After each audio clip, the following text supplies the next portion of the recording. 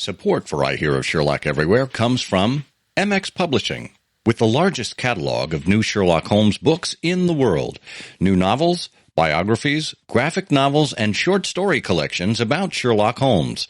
Find them at mxpublishing.com. And by the Wessex Press, the premier publisher of books about Sherlock Holmes and his world. Find them online at wessexpress.com. And from listeners like you who support us through Patreon. Bonus material, thank you gifts, and more await at patreon.com/I Hear of Sherlock. I Hear of Sherlock Everywhere, episode 260, A Dose of Curare. I hear of Sherlock everywhere since you became a chronicler. In a world where it's always 1895, comes I Hear of Sherlock Everywhere, a podcast for devotees of Mr. Sherlock Holmes, the world's first unofficial consulting detective. I've heard of you before. You're Holmes the meddler, Holmes the busybody, Holmes the Scotland Yard Jack in office.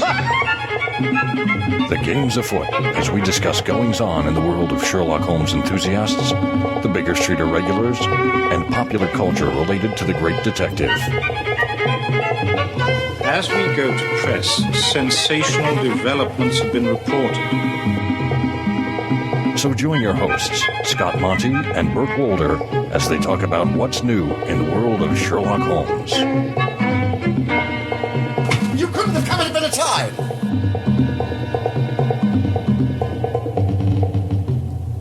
Well, hello, and welcome once again to I Hear of Sherlock Everywhere, the first podcast for Sherlock Holmes devotees where it's always 1895. I'm Scott Monty. I'm Burt Wolder. And Burt, are you ready for a dose or two of our guest today? I am ready for any alkaloid she would care to administer. Well, provided, of course, it's diluted in alcohol and there's an olive also in the glass. That's perfect. Alkaloid. That's the primary ingredient in Alka-Seltzer, right? Yes, Speedy, that's exactly right. Well, and what an attractive white flat hat you have. Thank you. Well, plop, plop, and fizz, fizz to you, my friend.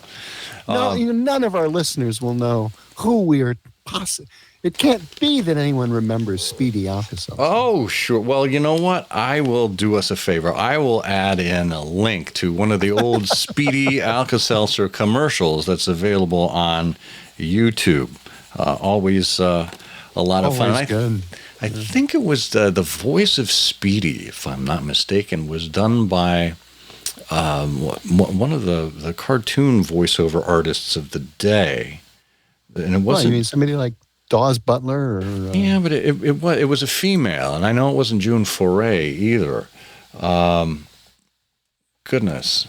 I don't remember Speedy saying anything. You don't? No, I mean the music. I know the jingle, but I don't remember. Yeah, well, he said, oh, you know what? It was Dick Beals. He had dialogue. It was Dick Beals, the voice of Gumby. That's who it was. And what did Speedy have to say for himself? What did Speedy say? He said another helping of that. It was a rhyme, if I recall. Well, that was plop, plop, fizz, fizz, oh, what a relief it is. Yeah, but he said...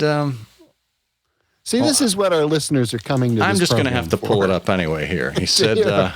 Do you hear you worked too hard, you worked too hard, the cheesecake made you ate too much, the cheesecake made you greedy. Stomach, hear this message from old Speedy. That's right. Alka-Seltzer, plop, plop, fizz, fizz, oh, what a relief it is. That's it. Plop, plop, fizz, fizz, oh, what a relief it is. Those Speedy bubbles relieve your upset stomach. Goodness. I have no memory of... I wonder if Speedy got scale for that. Well, I don't know if we want to keep talking here about Speedy or I want to make sure I get the lyrics right here. You ate too much. Here it is from oddballfilms.com. Oh, thank goodness. Yes. You worked too hard, you ate too much, the cheesecake made you greedy. Let your aching head and stomach hear this message from old Speedy. Alka-Seltzer. There you go. Plop, plop, fizz, fizz. Oh, what a relief it is. Speedy. So, poor old Speedy. I know. Well, of all the things that afflicted people in the cases of Sherlock Holmes, dyspepsia doesn't seem to have been one of them. That's a really interesting point. Something to consider for Trifles, our other show. Dyspeptic clients or dyspeptic individuals. I don't know that there was anyone who was suffering from. There was brain fever. There was, a shock. People in hypertonic states. See, now that was a trope that was developed in subsequent stories by other authors. Cases where, for example, in Dorothy Sayers' Strong Poison, cases where a particular character would be getting progressively ill, and then it would turn out that there was some toxicology involved in that. Very cleverly organized, but I don't think there was any case like that in the world of Sherlock Holmes. No. It was either death, and by then it was too late. And as we will hear from our guest today, it was usually introduced by, it was orally or in the bloodstream in one way or another. And either way, it was typically instantaneous. So fascinating. Well, the link to Speedy, Alka-Seltzer, and all of the things we're going to talk about today are available in the show notes, available at ihose.co/ihose260, or right in the podcast app where you are listening to this show. If you're on YouTube, go ahead and mash that subscribe button and click on the ihose.co/ihose260 link for all of these helpful links. We're going to be talking about books and articles and obviously YouTube commercials with Speedy. You can also support us on Patreon at patreon.com/IHearOfSherlock, or again on our website for as little as $1 a month. Your support helps us to put on the show. It helps us with, everything from hosting costs and email and design and procurement of guests and books and prizes and everything that goes into producing a high-quality Sherlock Holmes podcast requires. So just check that out and help us out by becoming a Patreon supporter today.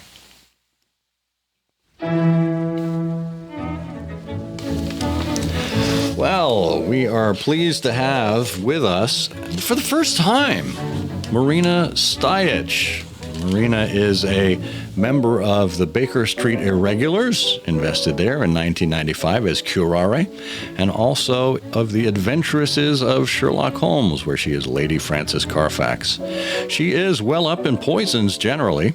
She earned her undergraduate degree in chemistry from the University of Novi Sad in Yugoslavia, and subsequently her doctoral degree in forensic toxicology from the University of Maryland. After 29 years, Marina retired from her position as Director of Forensic Toxicology of the Office of the Chief Medical Examiner in the city of New York. Her BSI investiture reflects her dabbling with poisons a great deal, and her Ash nom d'aventure is reminiscent of her longtime exposure to chloroform. And to coffins as a forensic toxicologist. The Sherlock Holmes Society of London has made her an honorary member, and she's she's a member of the Sherlock Holmes Society of London and an honorary member of the Sherlock Holmes Society of France as Mademoiselle Fournier. She's also a member of several BSI Science Societies and has contributed to 4 BSI Press books, and we'll be talking about a few of them today. Marina lives in Manhattan with her fabulous felines Altamont and Sigerson. Marina Stajic, welcome to I Hear of Sherlock Everywhere. Thank you. So, we will begin, as we do with everyone, and ask, how did you first discover Sherlock Holmes? It was a long time ago. Like most Sherlockians, I was in my early teens. I was 13. I was at the boarding school in Switzerland, and I met in the boarding school a young girl from Afghanistan, as a matter of fact. And while we were talking, she asked me if I had ever seen or read The Hound of the Baskervilles. And of course, I had no idea what she was talking about. So she explained it to me. She explained to me who was Sherlock and who was the Hound. So as soon as I went back to my hometown, which is now in Serbia, used to be in Yugoslavia at that time, I went to the local library. And of course, I read The Hound first. And then I continued reading everything else in Serbian. So my first my first encounter with Sherlock Holmes was in Serbo-Croatian, as we used to call it back then. When I came to the United States, the first book that I bought was the Doubleday complete Sherlock Holmes stories. And then I encountered, or I heard for the first time about the Sherlockians. I became good friends with someone who lived in my building in Baltimore while I was in graduate school. And my friend Nora, whom some of you may have met, she was teaching Conan Doyle. She was an English teacher. So she was teaching Conan Doyle. And she told me that there are these strange people who think that Sherlock Holmes was a real person, that he is still alive. And of course, I said, "Oh, please, forget it. I love reading Sherlock Holmes, but I would never want to meet any of these crazy people." And since she was only familiar at that time with the 6 Napoleons, she said, "Well, don't worry. They don't accept women anyway." So that was my first exposure, if you wish, or my first encounter with the Sherlockians. Then after I graduated, I moved to the suburbs of Washington. And a colleague of mine, a toxicologist who was in St. Louis at that time, told me that Sherlockians are really very interesting people, that he gave some lectures at the meetings of the illustrious clients in St. Louis, and that I should really join one of the groups. And I said, "But they don't accept women." No. He said, "Of course they accept women." Well, coincidentally, at that time, there was a big article about Peter Blau and the Red Circle in the Washington Post.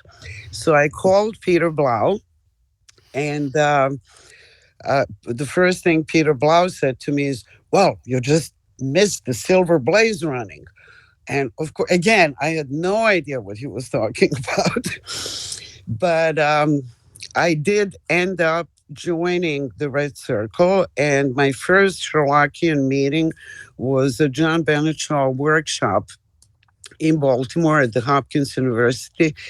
So naturally, that was very enticing. And so my Sherlockian alma mater was the Red Circle of Washington. That's not a bad place to start if you're going to start anywhere. No, it was an excellent place to start. And as we all know, Peter Blau was a wonderful mentor. And he was particularly nice to newcomers. And he was always trying to involve us. And there were several people, as a friend of ours used to say, we were the inner circle of the Red Circle. So I developed some really close friends, including Wayne and Francine Swift, of course, Peter Blau, and a few other people. Alan Mackler was in that group. So it was, I always think of that wonderful toast that you, Scott, sang once at the BSI dinner, that it's all about the people. Is what Sherlock Holmes is to me. Yeah, if you remember that. And isn't it interesting? You were resistant to these strange, wonderful people at the outset. I was. Yes, I was. Well, I didn't know any better. Well, we're grateful that you overcame that, and we're grateful for knowing you. I'm curious, though, Marina, what caused you to pursue toxicology as a profession? That had really nothing to do with Sherlock Holmes. I had an older brother who was a forensic pathologist who was quite a bit older than I am. And he moved to the United States in 1962. I was always interested in chemistry. So my undergraduate degree is in chemistry. And after I graduated, my brother talked me into coming to Baltimore, where he was, where they had a PhD program in forensic toxicology. So it was, just one of those things. I didn't plan it that way, but I ended up, thanks to him, I ended up in forensic toxicology, and then my whole career ended up being in forensic toxicology. And when did you first connect your professional competence to Sherlock Holmes? When did you first think about, hey, I could write something about toxicology and the cases of Sherlock Holmes? It was really after I joined the Red Circle, and I did not write much in those days. And then the first time when I actually wrote something, which is mentioned in one of these books that you so kindly talked about, my very good friend Marlene Aig, and I think you did know Marlene. Marlene, of course, was a journalist and a reporter, and she asked me to write something for this book that she edited, A Singular Set of People. And somehow the first published adventure came to mind immediately, because one thing that always intrigued me was that none of the major poisons in the canon were actually identified, which is, of course, a big difference between Sherlockian writings and writings of Agatha Christie, who was quite precise in identifying all the poisons that were used in her stories. So that really started me thinking about what could this poison be. I read some of the previously published articles. I didn't quite agree with a lot of them. And that's really how it happened, that I got interested in writing about poisons. And then, of course, one thing led to another. And I probably am the only forensic toxicologist, as far as I know, in the BSI. And then it just became a natural thing to talk about poisons. So talk a little bit about the issues you had with some of the previous identifications. What was wrong with their analyses, and how did you approach it differently? Well, I approached it from the point of view of a toxicologist. I used to, until 2 years ago, I used to teach at Pace University, and of course, the course that I thought was forensic toxicology and also pharmacology. And I would have my students read the London part of A Study in Scarlet. And then I would ask them to look at the scene, to look at the symptoms that Holmes saw, and look at the history of the case, and come up with what they thought the poison would be. And I would get all kinds of sometimes interesting, sometimes less interesting solutions to what the poison was. Then another assignment they had was to read The Devil's Foot and pretty much to do the same. And then, of course, once they said what the poison was, to identify, to also describe how would they analytically approach the problem, and also what was available to Holmes during his active career, which analytical methods would be available to him. So just like some of the previous Sherlockians, there were some very interesting things.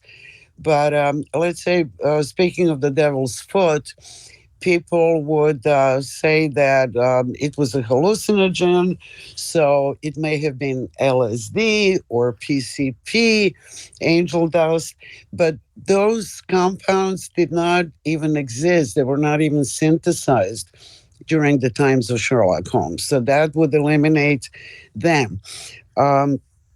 So when I was asked to write, this was in 1997 or 1998, I was asked by the Sherlock Holmes Society of London to write something about the Devil's Foot for their handbook. As you probably know, whenever they go on a long weekend trip, they do also provide a handbook. And so I thought about other things that had been written about the Devil's Foot. And that's how I came up with my conclusion that it was really a combination of a harmless plant, ergotamine, which is really the substance on which was the LSD synthesis based. So I don't know, did I answer the question? Or I'm going on too much? No, not at all. No, it's a terrific answer. Because, this whole universe of poisons in the world of Sherlock Holmes is very robust. You have pointed out that poisons figure more or less in about 22 of the 60 canonical cases.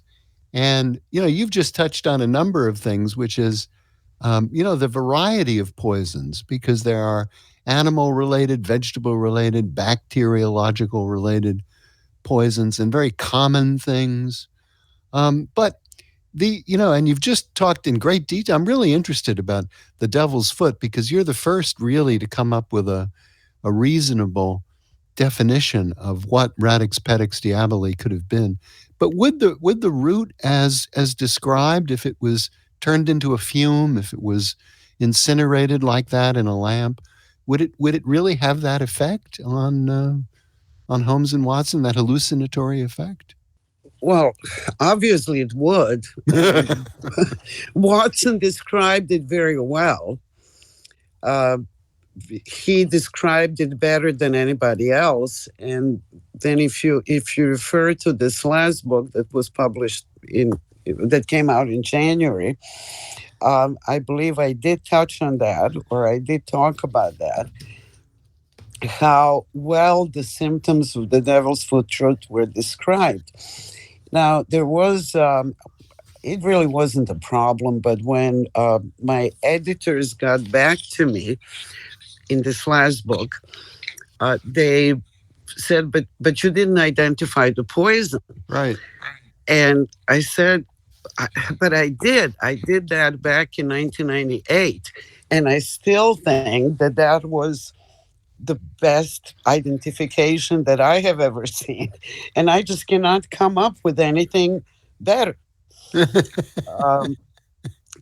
Well, the article you're referring to is in Stimulating Medicine, this last Correct. book. And it's really fascinating because in addition to other things, you really get into lunacy and insanity. And in fact, your subtitle for this article, part of your title here is Highway to Helston. And of course, the brothers, the poor Tregennis brothers, wind up packed off in a carriage off to Helston. And it seemed in looking at your article that it was quite easy to find yourself labeled insane and bundled off in the 19th century. Apparently it was. Now, The Highway to Helston was the title that was suggested to me, or I assumed it was given to me by the editors, by Bob and Andy. And as I said, I didn't realize that they wanted me really to write again about identifying the Devil's Foot. So since I've done that before, to me, it was always interesting. Why did they go to Helston? What was in Helston that would make them take these poor brothers there? So that's how I started reading up about the asylums. And I don't know why, I was always sort of interested in asylums in the 19th century and even in the 20th century, because I thought they were such horrible places for people to be locked up. And as you said, it was relatively easy to put somebody, to lock somebody up. And that's when I realized that actually close to Houston in Bodmin was a major asylum, and I concluded that that's where the brothers were actually taken. One of the things I noticed in your review of all of this is that with some frequency, people would be, they would be reviewed annually, and with some frequency, they would be pronounced recovered and released, some percentage of them. But do you have any idea what sort of treatment people actually received, if any, when they were bundled off to the asylum? I think that depended on the asylum and on the severity of their illness. They did start in the 19th century, end of the 19th and beginning of the 20th century. Work therapy was encouraged. I think that was probably in milder cases, but, I'm really not a psychiatrist or a psychologist. I know that also, and also that they were severely mistreated, that they were kept locked up, that they were beaten, that they were given shock treatments, and all kinds of horrible things. I'm sorry. No.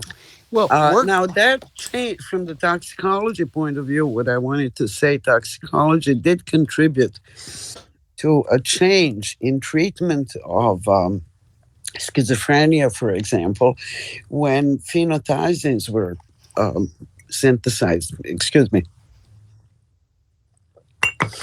And chlorpromazine, which is the first drug for treatment of schizophrenia, which was synthesized, used to be referred to as the chemical lobotomy, because that was another horrible thing that they used to do to people, perform lobotomies. And then once drugs were discovered, then of course the treatment became quite different. Yeah. Well, that's really fascinating. We don't usually think about it from that angle. And, what's interesting to me, Marina, is nowadays, particularly with a specific population, with the homeless population, there's usually a lot of mental illness that goes along with that, and there's also substance abuse. And help us understand the role of perhaps controlled substances, whether it's alcohol or even morphine or cocaine, and how that may have intersected with the world around the asylums. I'm not sure that had anything to do particularly. Well, alcohol is obviously not a controlled substance. The cocaine may have had something to do with the asylums, because people, when they're on cocaine, can become quite violent. Morphine and heroin addicts, that is a, quote, downer. So they are usually not violent. Now, I know that in New York, these people, and you're absolutely right, that unfortunately a lot of this homeless population has mental problems or they're on drugs. They used to be taken to these state asylums, but that, I'm not sure when, it's been quite a while, that was abolished. So I'm not sure how to answer that question, Scott. How does it relate to does drug abuse relate to asylums? Oh, that's okay. I was just curious myself, because you mentioned the onset or the advent of drugs and discovering how they could actually be used to help alleviate some of these symptoms. I just wondered if there were circumstances that might cause people to be admitted to the asylum due to the use of any kind of drugs back then. But stick with us. We'll be back after this brief word from our sponsor. Hey, it's a new year, and that means new content. Lots of new content coming from our friends at MX Publishing. Now, it doesn't have to be a new year to find new content from MX Publishing. In fact, if you sign up for their newsletter, you'll get updated every week about some of the latest. For example, every week, Steve MX sends out THIF. Thank Holmes It's Friday. And in the most recent one, there's a news about a Kickstarter campaign, Sherlock Holmes and the Unmasking of the Whitechapel Horror. Then there are free audiobooks, including The Keys of Death by Gretchen Altebeff, Sherlock Holmes, The Hero with 1,000 Faces, Volume 1 by David McGregor, and The Bird and the Buddha Before Watson, Book 2 by A.S. Croyle. That and Sherlock Sunday. Every week you'll get an update about new Sherlock Holmes books. All you have to do is go to the wessexpress.com homepage, go all the way down to the bottom, and you'll see a little box there to sign up for the newsletter where you can get information about promotions, new products, and sales. Make sure you check it out and see exactly all of the great content that's coming from our friends at MX Publishing.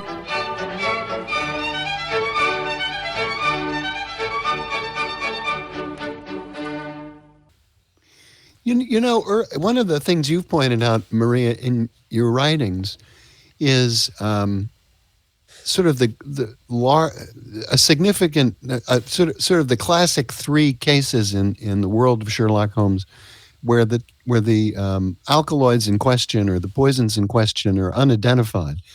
And we see that right early on in A Study in Scarlet when we have this scene. There's an elderly and ill dog belonging to Mrs. Hudson in A Study in Scarlet, and something is fed to the dog, which results in the dog's merciful death, basically putting it out of its misery. But can you talk a little bit about these three cases? Because you've written about this. Why did the world's first forensic toxicologist, or why did Mrs. Hudson's dog die back in 1990?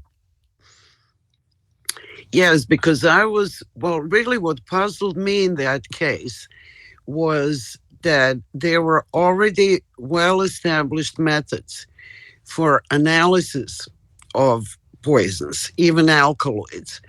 And what bothered me, I guess, was that Sherlock Holmes resorted to this experimental approach or empirical approach. Now I understand that it had to do probably with timing, because sometimes these analyses, even today, take a very long time. And that's why my conclusion back then was that he really didn't care what the poison was, as long as he found that it was a strong poison that euthanized the dog and obviously killed, was used as a murder weapon too. Now, what I thought, that I do remember, back then, I thought that the poison in A Study in Scarlet may have been nicotine, actually, liquid nicotine, which is one of the strongest poisons in its pure form that is known to us. And then I did write an article for the other book that came out in this January, dealing with cyanide. And I don't know if you had you didn't probably have a chance to look at that, but when I thought about it this time, while I was writing the cyanide article, I realized that cyanide can be also found in plants, in some of the plants. So it could be that it wasn't really an alkaloid, that's what I said in that article, that it wasn't really an alkaloid, but that it was a glycoside, which can contain cyanide, that these transparent little pills contained, and that actually the dog died from taking in a small dose of cyanide. So even though that article was, I thought it was a very good toxicology analysis of cyanide. And I think you're right. It's great. And the article is called A Pill, a Phial, a Pellet, and a Small Blue Bottle. and that is in the Haven Horror, which was just published in January. Correct. Yeah. So, Because those four things, I mean, were possible cyanide, as I mentioned. So the pill would relate to a study in scarlet. Yeah, but the interesting thing, just quickly, is what you just said is really interesting because you're one of the first people to observe, this behavior on the part of Sherlock Holmes, where he administered, this substance to the dog, but was not explicit about what the substance was or appeared not to care. You're the first one to observe, maybe he didn't care. Maybe his knowledge of toxicology was really not as detailed as Watson had presumed, or that he just wasn't particularly interested in identifying the nature of these compounds.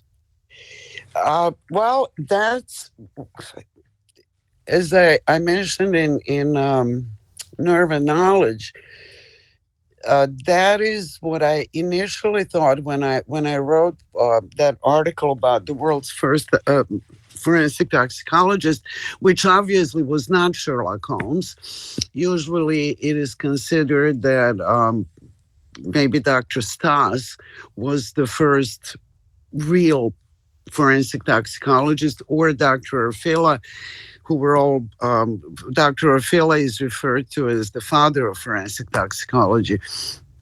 But Holmes should have been familiar with their research. He should have been familiar with their methods. He did have also Dr. Littlejohn. He had easy access to some of really great toxicologists. So my conclusion was originally that he didn't care. But then many years later, when I thought about it, I came up with the conclusion that he, as I said, was just a dabbler in forensic toxicology. Yeah, interesting. And help us understand, Marina, where someone, whether it's Jefferson Hope or whether it's Josiah Amberley, where they might come across some of these substances in amounts or in formulations that would cause death. Well, Josiah Amberley was a colorman, so he would have had access to various cyanide preparations in his business. It was much easier back then to obtain things such as cyanide, where I think in the study in scarlet it was stolen from a lab in Budapest, I believe, or something like that. So in any laboratory, even today, people who work in laboratories would have access to these things. Cyanide is also used by jewelers for cleaning jewelry. It is used industrially for some things, so it wouldn't be difficult. My understanding is that even today one can buy it on the internet. Wow. Well, I could pretty much buy anything on the internet. Yeah, Bert, get right on that, will you? Yeah, I will. Well, Marina, to this point about Sherlock Holmes and your thinking about his skills and his range, it's always been a little unclear to me exactly what he was doing with his chemistry table. And I think you've observed that, particularly because there's this moment in the Naval Treaty when Watson enters Baker Street and Holmes says, "Oh, you've come at the right time, Watson. If this paper remains blue, all is well, but if it turns red, it means a man's life." And that seems to me to be, litmus paper and acid, and the paper turns red. But I never could understand, what sort of acidic solution, would have been a mystery to. I mean, it could have been lemon juice, for all you know. So what's your thinking about what he was really doing with his chemistry table? Well, you have to start with something very basic. We have used litmus paper for determining cyanide in particular. I did have, if you want me to, I did have a case quite a while ago when I was still in the suburbs of Washington. At that time, there were a lot of clandestine laboratories for production of PCP, of angel dust, which is very easy to manufacture. And we had a case where a man was found dead in his clandestine laboratory during the manufacturing of PCP. We did a complete toxicology analysis and did not find anything. Maybe traces of PCP, which certainly didn't cause death.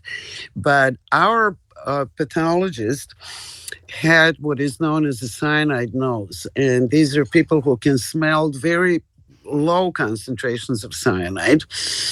So he thought that when he opened the body that he smelled cyanide. So we analyzed for cyanide, and we actually found really large concentrations of cyanide in this man. So where did that come from? Well, I guess he was not using litmus paper, because there is one part of in this production of PCP where it's very important to keep the solution basic. In other words, you want to make sure with the litmus paper that it turns blue. Well, he did not have anything that would make the solution basic in his lab. So when he came to that step, he developed from the cyanide salt, because it was in an acidic solution, which would turn the paper red, he developed cyanide, and that's how he died. So litmus paper can be very important even today. Fascinating. Wow. That's fascinating. That's a real... that was one of the more unusual cases I had. Yeah. Even though toxicologically it was very simple. Yeah, but I mean, that's a mystery worthy of Sherlock Holmes. And if anything, it was a litmus test of your abilities. So. That's true. Sorry. Oh, yeah. I don't know if I can recover from that, Bert. So what is your end conclusion about Holmes? That he was just a dabbler? Is that what you still think, that he was interested but not deeply in toxicology? Yes, I think that he was a dabbler in toxicology, in forensic toxicology, that is. But you cannot be perfect in everything, even if you're Sherlock Holmes, which is what I used to think. But then I did come to the conclusion that even Sherlock Holmes was not perfect. Now, of course, I don't know if I'm allowed to mention that. I guess the reason was that Arthur Conan Doyle really did not care to identify these poisons. And I remember I did write some non-toxicologic articles too, but one of them being, again, one of explanations of the Long Island cave mystery. And I remember talking to Richard Lansling Green while I was doing research for that paper. And I said to Richard something, I asked him a question because, of course, he was such an expert on Doyle. And he looked at me and he got really upset. And he said, it was fiction. That's what it was. Oh, fair enough. It was the only time I heard him raise his voice at me. That's really funny. Again, I don't know if you wanted me to mention that, but no, Sure. That's fantastic. I love that story. And it seems to me, Marina, it strikes a stark contrast, and you mentioned this yourself before, with Agatha Christie, who was meticulous about this. Have you done any research into how she knew enough about that, or the particular poisons that were introduced into her stories? With Agatha Christie, it is a known fact that she did work in a drug dispensary. I think that would be the proper word, during World War One. So she was quite familiar with drugs. And I think that's where that came from. That and she really describes the symptoms well. Now, one story in the canon where, again, and this was described very well. I spoke to my brother, who, as I said, was a forensic pathologist, not a Sherlockian, but I did ask him about that. In Lion's Mane, the way that he described the symptoms or the what he observed after the man was attacked by the jellyfish, that was very realistic. So there were some stories where, well, maybe that was because that story was written by Sherlock Holmes and not by Watson. Yeah, you get the medical man in there and it throws everything off. How about, in The Sign of Four, when Tonga's poisoned dart took out one of the Sholto brothers and he was found with a kind of rigor mortis and the smile frozen on his face. What's your conclusion about that? Another strong natural toxin? I would say that was most likely curare or something similar to curare, because that was a very common poison that was used on arrowheads. So that, to me, that would be the most logical explanation for that. It may have been strychnine also, but strychnine is more effective when it's administered orally. So that's another thing that you have to take into consideration, which is why, for example, in the study in Scarlet, there is no way that the poison was curare, because curare is only efficient if it's directly injected into blood, not when it's taken by mouth. So yes, I think in The Sign of Four that it was curare or some other devilish drug in the same category. Well, highly appropriate too, since that's your investiture in the BSI. No, that's our investiture in ASH. In ASH. No. That's my investiture in BSI. Thank you. And then your lady Frances Carfax in ASH. That is my investiture in ASH, and that's the one that I chose. Curare, as you know, was chosen, well, at that time by Tom Stix. And I thought it was appropriate that my investiture be a poison, even though I thought that if he picked a poison as my investiture, it should have been belladonna. Very appropriate. Well, while we have you, Marina, speaking of belladonna, and this is a little off topic in terms of what the main focus of this conversation is about. There is a legendary presentation that you gave about Victorian attire. Do you want to tell us about what that was, how you came up with it, and how you actually pulled it off or on? Well, that happened again when I was still in Virginia. And one of the members of our inner circle of the Red Circle was an older lady, Gertrude Mahoney. Again, I don't know if you ever had the chance to meet her. If you didn't, that's a shame. I mean, she was just this great older lady who was like a grandmother to all of us. And she inherited from a friend of hers a set of Edwardian underwear, and including a dress, as a matter of fact. And as it turned out, I was the only person in that group that could fit into that particular set of underwear. Others were either too big or too small.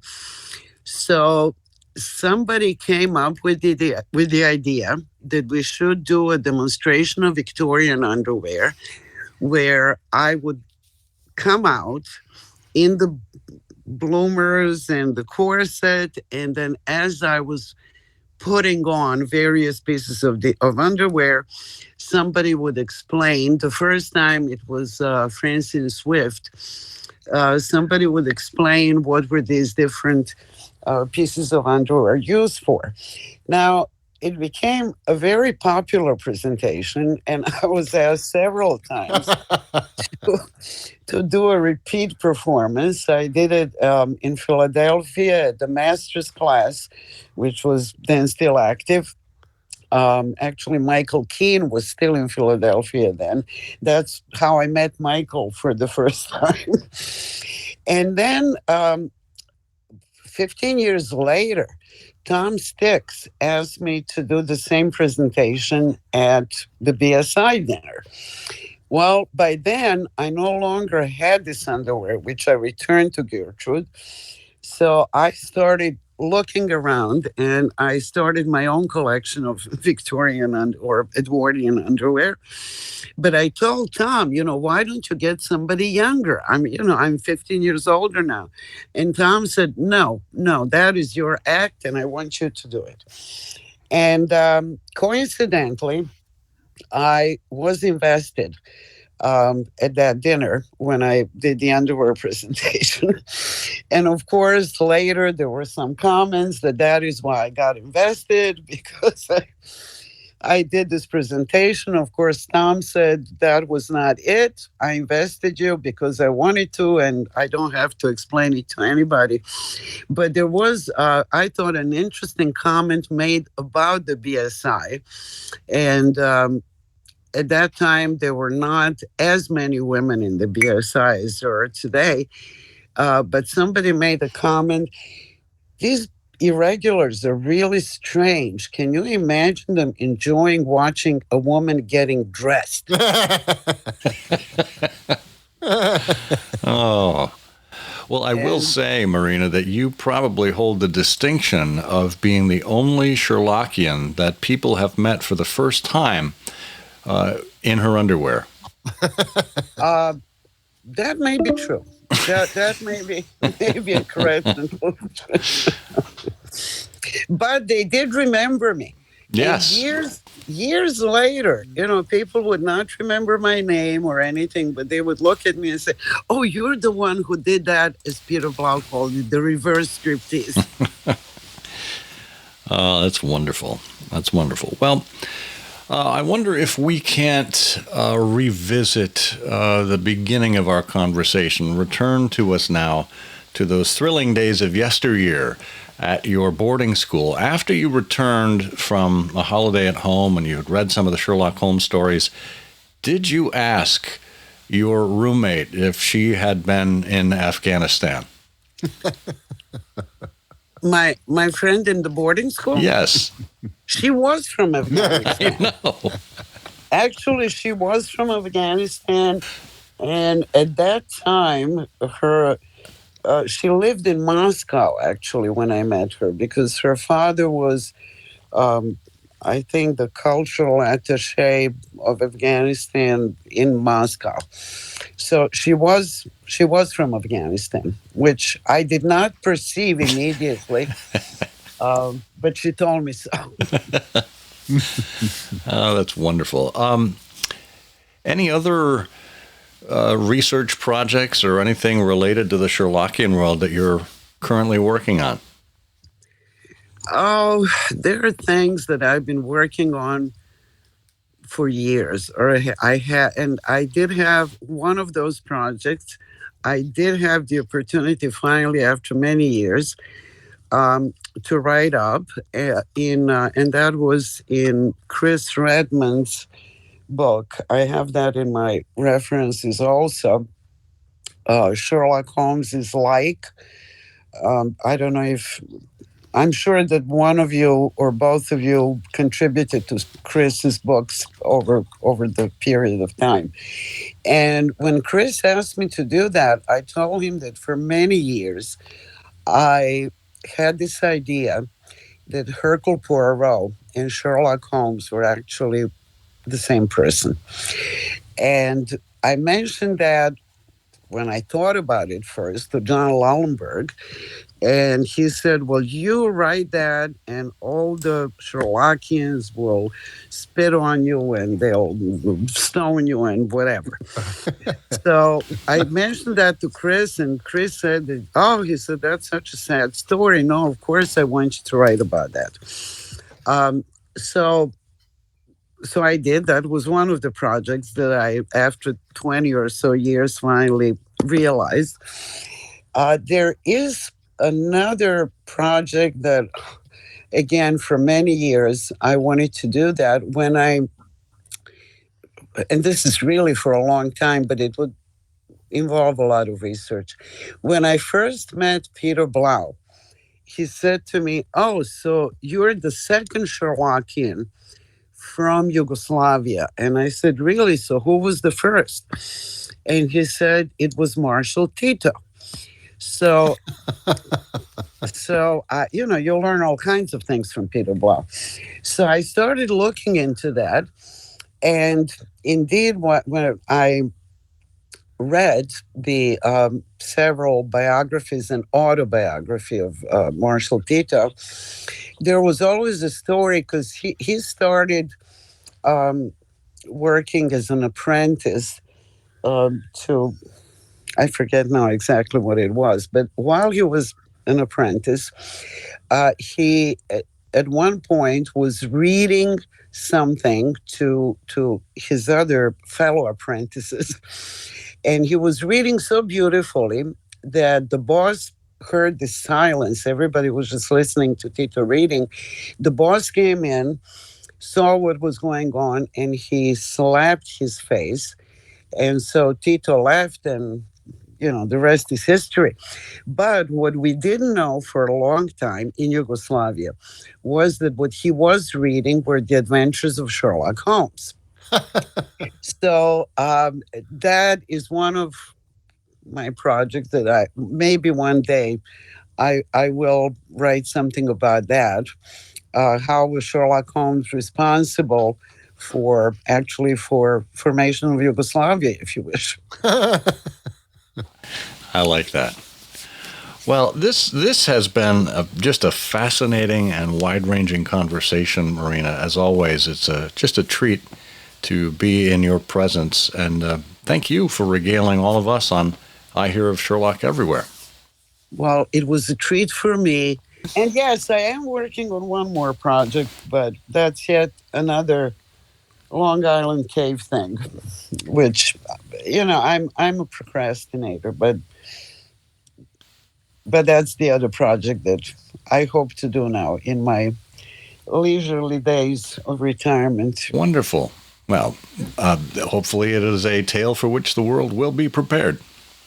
Absolutely. And I really thank you very much for inviting me. Oh, you're wonderful. Thank you. Thank you for taking the time.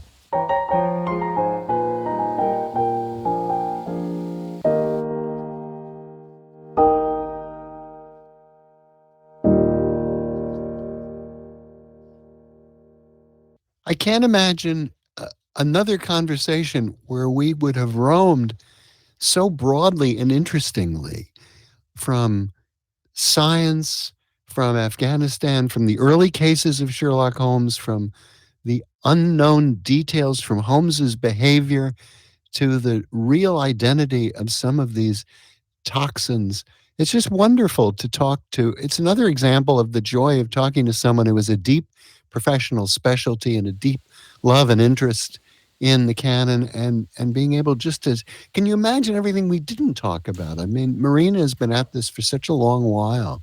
It's really, I feel like it's always a joy to meet an American. It's always a joy to discuss something with a really well-informed Sherlockian.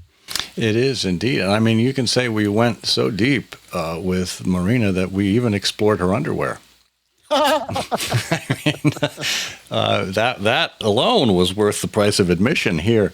I'm constantly fascinated by the way people can turn their professional interests and professional pursuits and point them towards Sherlock Holmes. And with Marina's particular interest of forensic toxicology, it's kismet. I mean, this is fantastic. And as she said, there is no other forensic toxicologist that at least we're aware of who is also a Sherlockian. And folks, if you're listening and you happen to know a forensic toxicologist who is a Sherlockian, well, turn them on to our show. Introduce them to us. Introduce them to other Sherlockians, because we are all better for knowing people like that and people like Marina.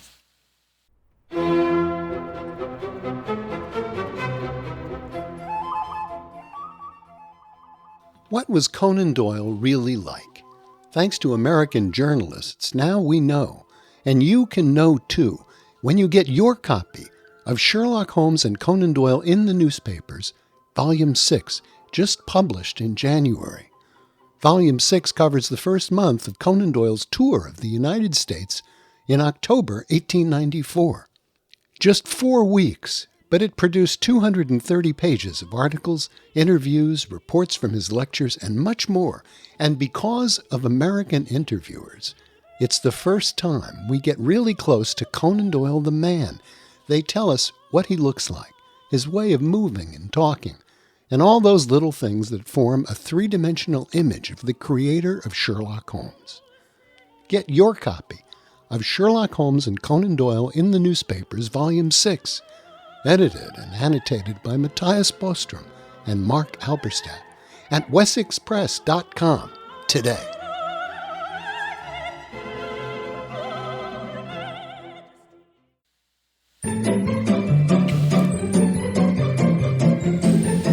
Oh, this is where the fun part of the show begins, Bert. Wait a minute, what have we been doing up to now? Dabbling. Just dabbling in poisons, I think. We were here the last time, and we had... I think we actually went back to the archives, and we used a very old canonical couplet. So let's revisit it, Bert, and see if you can figure it out this time. Oh, yeah.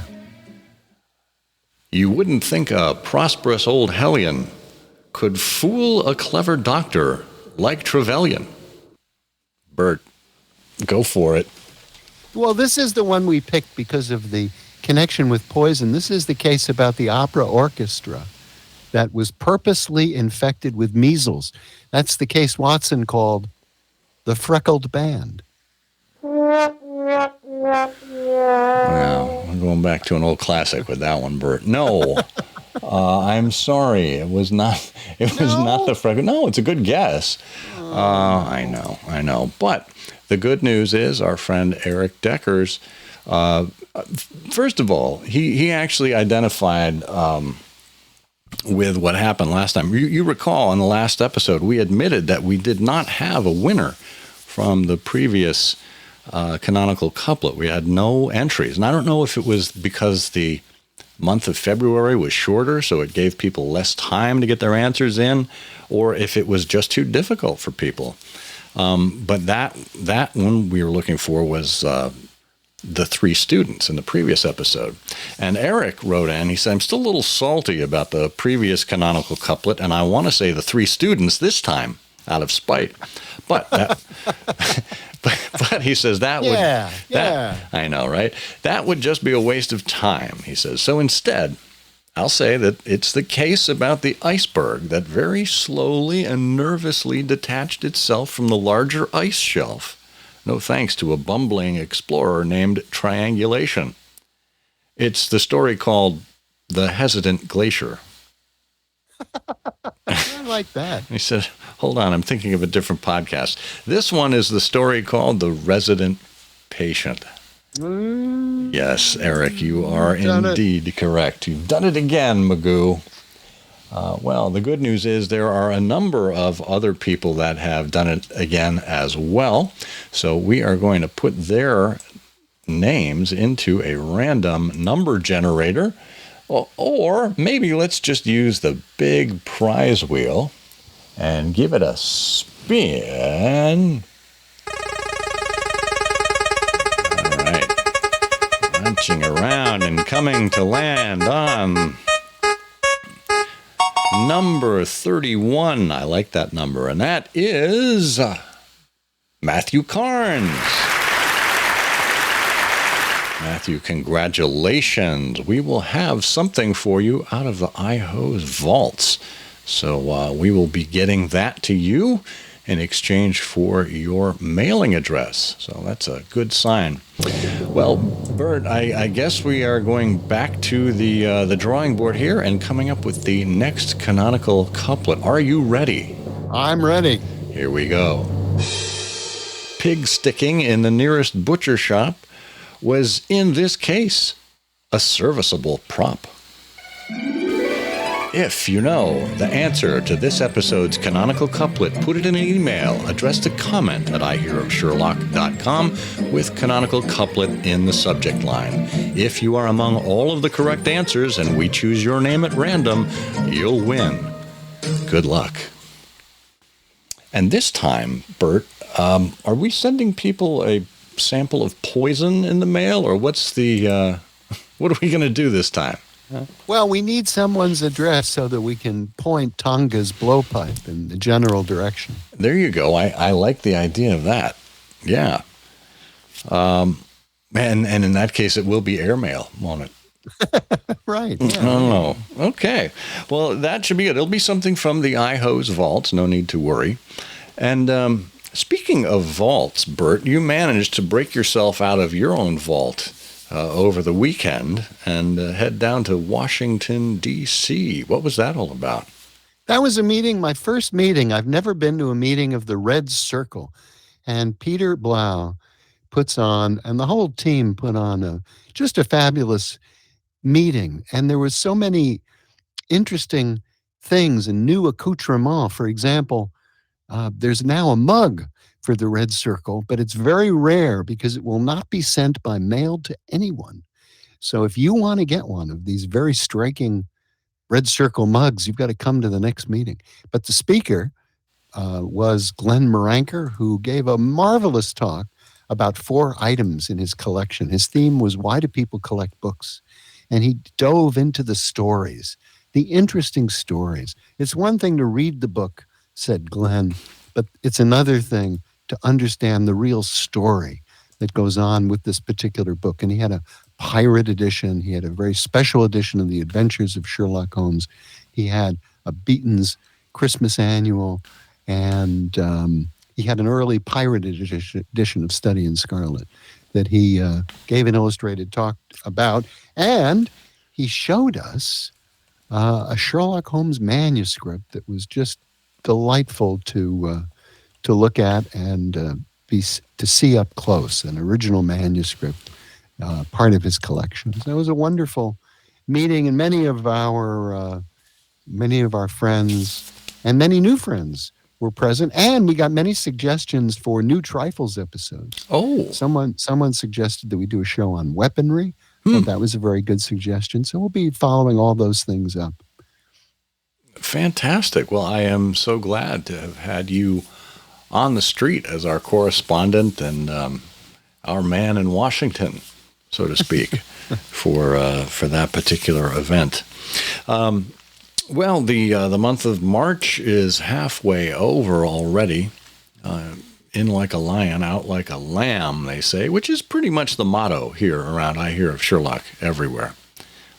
We come in like lions and we go out like lambs. Or something like mutton. I don't know. Yeah. Well, that's possible. We might parade like a panda, though, rather than coming in like a lion. I think that, bamboo shoots, crunch on a couple of bamboo shoots, okay. Wander off into the forest. That's fair enough. Well, maybe, with all of this ridiculousness, our audience is cackling like a hyena. I don't know. I don't have enough animal references in my repertoire to be able to come up with anything substantial here. So, with that in mind, this is the completely animalistic Scott Monty. And I'm still monkeying around. I'm Burt Walden.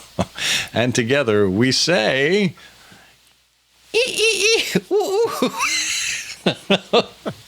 No, together we say... The game's afoot. The game's afoot. You know, I'm afraid that in the pleasure of this conversation, I'm neglecting business of importance, which awaits me elsewhere. Thank you for listening. Please be sure to join us again for the next episode of I Hear of Sherlock Everywhere, the first podcast dedicated to Sherlock Holmes. Goodbye, and good luck, and believe me to be, my dear fellow, very sincerely yours, Sherlock Holmes.